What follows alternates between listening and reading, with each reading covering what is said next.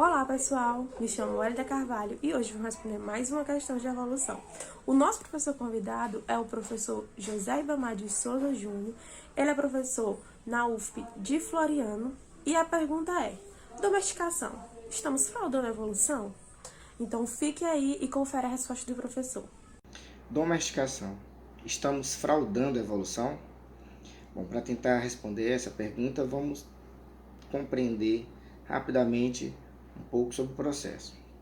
A domesticação ela é entendida como um processo evolutivo, histórico e contínuo, dirigido pela seleção humana, ou seja, ele é conduzido pelas ações humanas.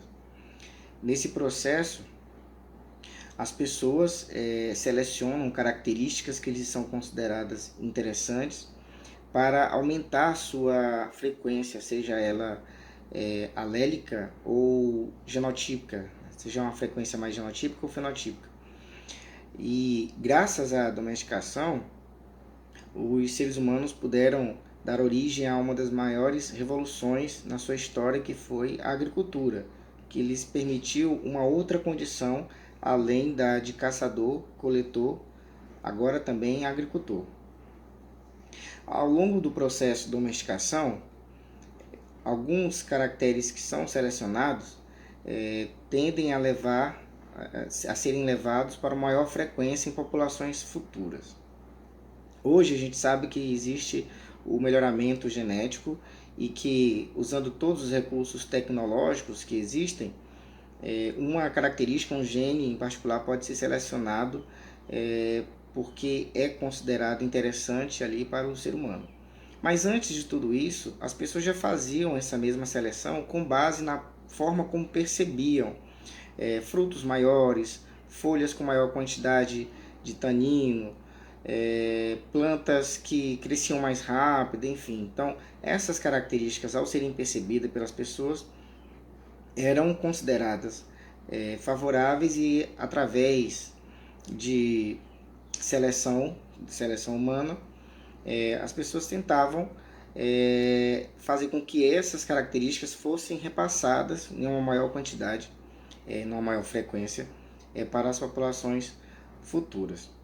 Uma das consequências disso é que algumas plantas, algumas espécies, acabaram dependendo o seu ciclo de vida do próprio homem. Então, as plantas totalmente domesticadas, elas dependem dos seres humanos para o seu ciclo de vida acontecer. As semi-domesticadas estão num processo intermediário, de um certo grau de independência, mas que ainda conseguem estabelecer etapas dos seus ciclos normalmente.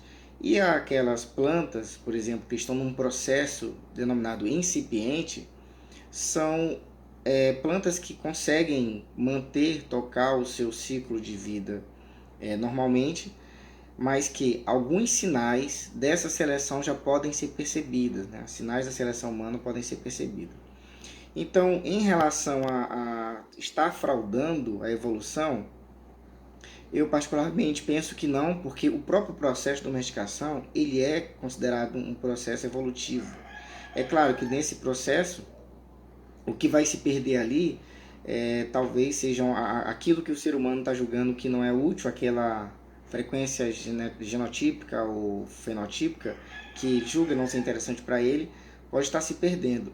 Mas quando a gente pensa do ponto de vista da espécie, ela está se mantendo, né? Quantas espécies, graças à agricultura, graças à domesticação, não estão aí em convívio com o ser humano há milhares de anos. Então, eu penso que por esse aspecto, não seria assim, uma fraude, né? Seria o ser humano utilizando das próprias ferramentas dos processos evolutivos para tentar melhorar ali suas condições no ambiente. Um grande abraço a todos.